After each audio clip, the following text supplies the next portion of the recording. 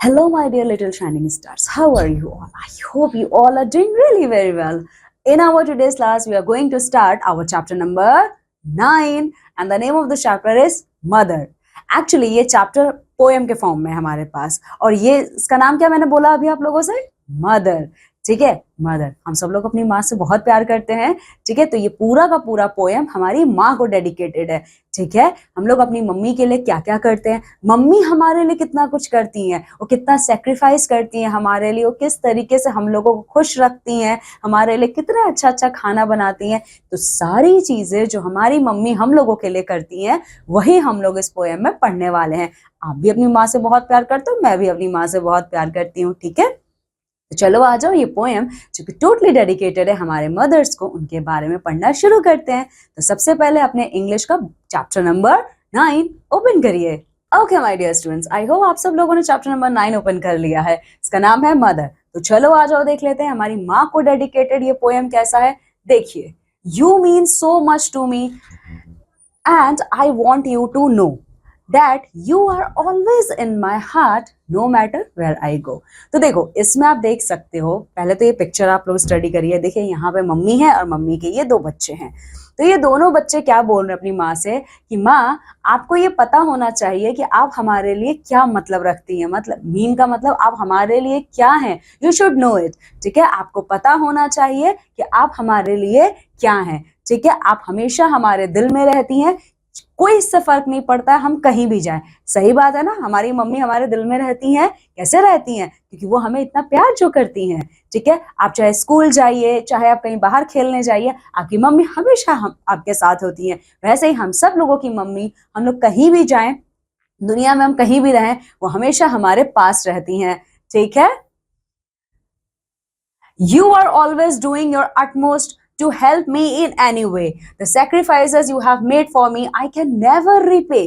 ठीक है। तो देखो, ये बच्चे कह रहे हैं कि मम्मी आप हमेशा हमारी हेल्प करती हैं, आप हमेशा कोई ना कोई तरीका ऐसा ढूंढ ही लेती हैं जिससे आप हमारी हेल्प कर सके, ठीक है। हम लोग कभी भी आपके पास हेल्प मांगने आते हैं, आप कभी भी हमें मना नहीं करती हैं, आप हमेशा हमारी हेल्प करती हैं। आपने जो हम लोगों के लिए सेक्रीफाइस किया है, उसको हम लोग कभी भी लौटा नहीं सकते। वैसे मम्मी क्या सेक्रीफाइस करती हैं हमारे लिए? जैसे आप लोगों को स्कूल जाना होता है, आपके पापा जाते हैं ऑफिस, ठीक है, तो मम्मी सबसे पहले उठ जाती हैं, नाश्ता बनाती हैं, आपका लंच पैक करती हैं, आपके फादर के लिए ब्रेकफास्ट बनाती है, लंच पैक करती हैं। और अगर आपकी मम्मी भी जॉब पे जाती हैं, तो वो साथ ही साथ जॉब भी करती है, आपको भी संभालती है, आपके फैमिली को भी संभालती हैं। तो देखा, यहाँ पे कितना सेक्रीफाइस कर रही हैं। उन्हें इतना जल्दी उठना होता है, वो थक जाती हैं, स्टिल शी वर्क्स हार्ड, ठीक है। तो देखिए, ये सारे सेक्रीफाइसेस हैं, है ना। आपको कोई चीज अच्छी लगती है, आपकी मम्मी को भी पसंद है, लेकिन वो आपकी मम्मी क्या करती है, आपको दे देती है। क्यों? क्योंकि आप उनके बच्चे हो, ठीक है। तो ये बच्चे दोनों क्या कह रहे हैं कि मम्मी, आपको ये चीज पता होना चाहिए कि आप हमारे लिए कितना मैटर करती हैं। हम दुनिया में कहीं भी चले जाएं, कोई फर्क नहीं पड़ता, आप हमेशा हमारे दिल में रहती हैं। साथ ही साथ आप कोई ना कोई तरीका ढूंढ लेती हैं कि जिससे आप हमेशा हमारी हेल्प कर सकें, ठीक है। आप हमारे लिए जितना सेक्रीफाइस करती हैं, उसको हम कभी भी रीपे नहीं कर सकते, मीन्स कभी भी वो रिटर्न हम नहीं कर सकते। Now I can't imagine what I do without the hug you give। तो ये बच्चे कह रहे हैं, मैं तो सोच भी नहीं सकता, मीन्स हम सोच भी नहीं सकते, अगर आप हमें हग नहीं करोगे तो हमारा क्या हाल होगा। जैसे आपकी मम्मी डेली रात में आपको सोते टाइम हग करती होंगी, स्कूल जाते टाइम हग करती होंगी, ठीक है। तो वैसे ही ये दोनों बच्चे कह रहे हैं कि मम्मी, अगर आप नहीं हमें हग करेंगी तो हम लोग सोच भी नहीं सकते हम लोग क्या करेंगे। I will treasure your sweet heart of gold as long as I shall live। ठीक है, जो आपका ये गोल्ड जैसा दिल है, गोल्ड मतलब सोने जैसा दिल है, वो हमेशा हम लोग अपने पास रखेंगे, आपको अपने साथ रखेंगे, ठीक है। तो देखा आपने, इन बच्चों ने कितने प्यारे तरीके से अपनी मम्मी के बारे में डिस्क्राइब किया है। तो ऐसे आप लोग भी कर सकते हैं अपनी मम्मी के बारे में डिस्क्राइब। आप अपनी मम्मी से कितना प्यार करते हैं, आपकी मम्मी आप लोगों के लिए क्या क्या करती है ना। Okay my dear student, in this way we have completed this poem, sorry। Now come with me, let's see the word meanings of this chapter। Mean का मतलब क्या होता है? वैल्यू, मतलब जब आप किसी की इज्जत करते हो, रिस्पेक्ट करते हो। अटमोस्ट, ग्रेटेस्ट, अटमोस्ट का मतलब सबसे बड़ा। रीपे, टू पे बैक, रीपे का मतलब अगर कोई आपके लिए करता है तो आप उनके लिए भी करते हो in return. Hug, an act of holding someone in one's arm, embracing. Hug का मतलब जब हम किसी को गले लगाते हैं, जैसे हमारे parents. Treasure a collection of valuable things. Treasure का मतलब क्या होता है, जब आप कोई बहुत ज्यादा कहते हैं ना वैल्यूएबल थिंग, मतलब बहुत ज्यादा कीमती चीजों को आप कलेक्ट करते हो, उसको ट्रेजर कहा जाता है। Okay, in this way my dear students we have completed our this chapter. Now come with me and let's do the exercise portion. So the first one is comprehension. ठीक है, तो चलो आज comprehension देखते हैं। Complete the lines. आपको ये lines complete करनी है। You mean, तो यहां पे क्या आएगा? You mean. You mean so much to me. So much to me.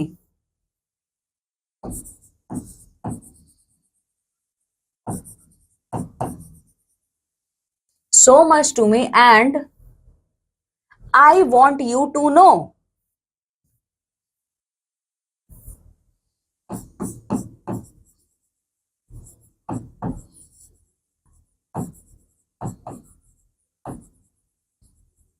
Now answer the following questions. तो चलो देख लेते हैं। What does the child want his mother to know? बच्चे क्या चाहते हैं अपनी मम्मी, बच्चे क्या चाहते हैं कि उनकी मम्मी क्या जाने उनके बारे में। देखो, I want you to know that you are always in my heart no matter where I go.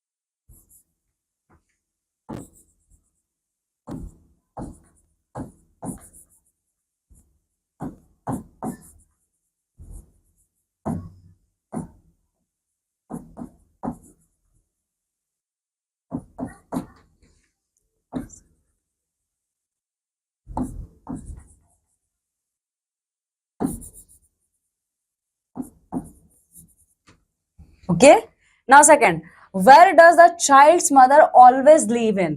कहाँ रहते हैं? उनके हार्ट में रहते हैं, उनके दिल में रहते हैं ना। That you are always in my heart. Okay,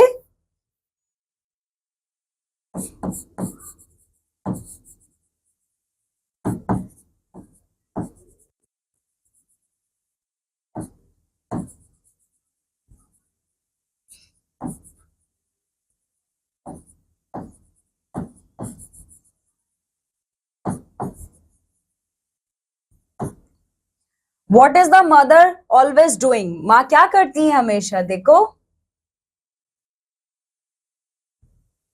your utmost to help me in any way.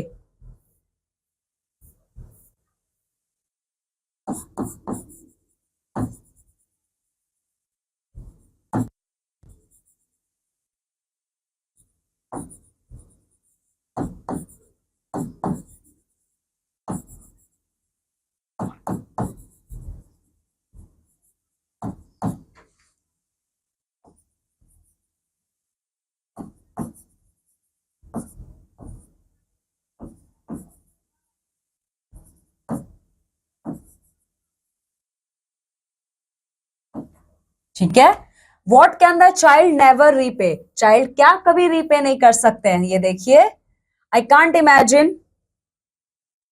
Okay, the sacrifices you have made for me. ठीक है, द सैक्रिफाइसेस, हमारी मम्मी हम लोगों के लिए जो सैक्रिफाइस करती है वो हम कभी रीपे नहीं कर सकते।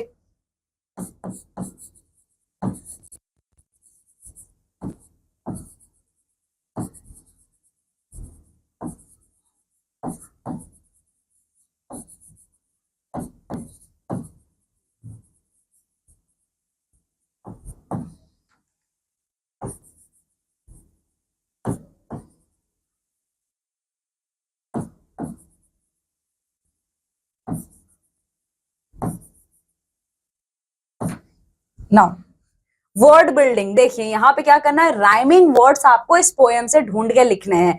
एक आपके लिए किया है, तो दो तीन मैं आपके लिए करती हूँ, बाकी आप लोग करेंगे। तो चलिए देखिए, सो का नो है, फोल्ड का क्या राइमिंग वर्ड होगा यहां से देख लेते हैं।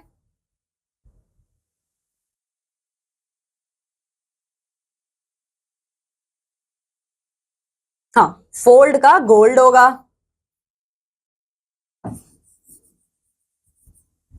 मग, मग का क्या होगा? हग। Okay, so my dear student, the rest of the 2, 3 and 6 you have to complete. Okay, in words के राइमिंग वर्ड्स आपको इन पोएम से ढूंढना है और लिखना है यहाँ पे। चलिए ग्रामर कॉर्नर अब करते हैं। Filling the blanks with suitable preposition. आपको फिलिंग द ब्लैंक्स फिल करना है प्रीपोजिशंस की हेल्प से। She walk dash the bridge, तो कौन सा प्रीपोजिशन वर्ड आएगा यहाँ पे? She walked across the bridge. The book is dash the shelf, book कहां है? The book is on the shelf, shelf के ऊपर है। The cat is dash the table, cat कहां है? Under the table. The keys are dash the drawer, keys कहां पे? Drawer के अंदर है, so keys are in the drawer. Now activity time my dear students. अब ये देखिए, look at the pictures and write their homonyms for each pair. Okay my dear student, first of all homonyms का मतलब क्या है आप लोग जानते होंगे, आई होप। मैं आपको एक्सप्लेन कर देती हूँ।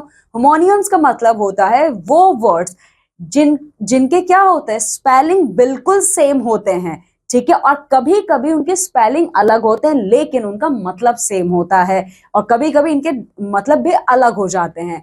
जैसे मोस्टली मतलब कह सकते हो 90%, ठीक है, 90% वर्ड्स के जो मीनिंग है वो बिल्कुल अलग होते हैं, पर स्पेलिंग सेम होता है और प्रोनाउंसिएशन सेम होता है। लेकिन जो 10% है उसमें स्पेलिंग भी अलग होता है, प्रोनाउंसिएशन भी अलग होता है, मतलब भी अलग होता है, but still those pair of words are homonyms. यहाँ पे ना आपको 4 पेयर दिए हुए हैं, ठीक है। तो देखिए ये जो पहला है, पहले वाले में आपको क्या दिख रहा है? देखो यहाँ पे एक बेबी बॉय है और ये क्या है? ये एक डॉग है, ठीक है। तो देखो बेबी बॉय और डॉग ये क्या है? ये दोनों लिविंग क्रिएचर्स हैं, है ना, ये दोनों लिविंग क्रिएचर्स हैं।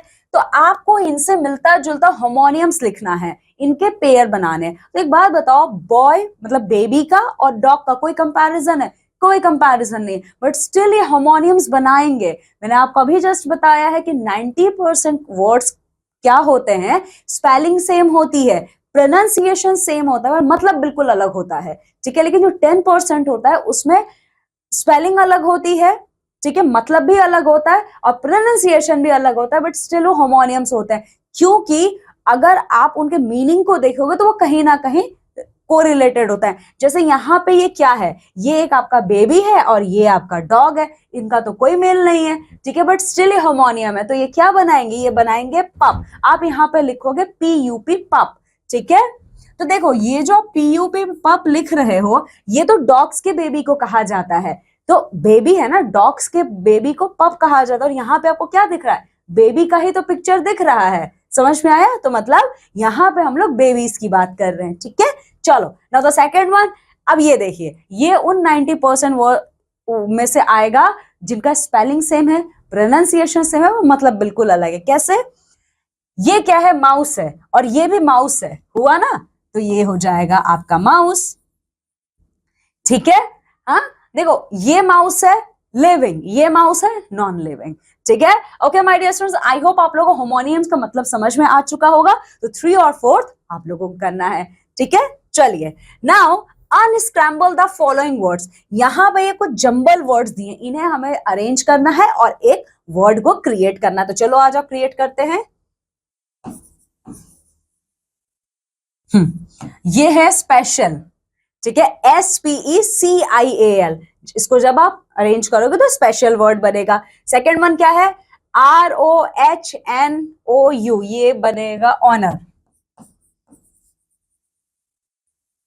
ठीक है, ये बन जाएगा ऑनर। अब है ये तो वैसा बहुत इजी लग रहा है, ये डीफ है, DEAF, डिफ, ठीक है। चलो आ जाओ। Paste a picture of your mother in a notebook and write few lines about her. Okay my dear students, अब आप लोगों को यहाँ क्या करना है? आपको अपने नोटबुक में अपनी मम्मी का फोटो पेस्ट करना है और कुछ लाइन्स आप लोगों को अपनी मम्मी के बारे में लिखना है। ओके माय डियर स्टूडेंट, चलिए तो ये आप लोगों का होमवर्क है, ये आपको करना है। Okay, my dear students, in this way we have completed our chapter number 9, which is totally dedicated to our mother. Now what you have to do, just revise this chapter and complete all the leftover exercise which I given you as your homework. Now I'm taking leave and going to meet with you all in our next class with a new chapter. Till then, my dear students, you have to take very good care of yourself. Bye.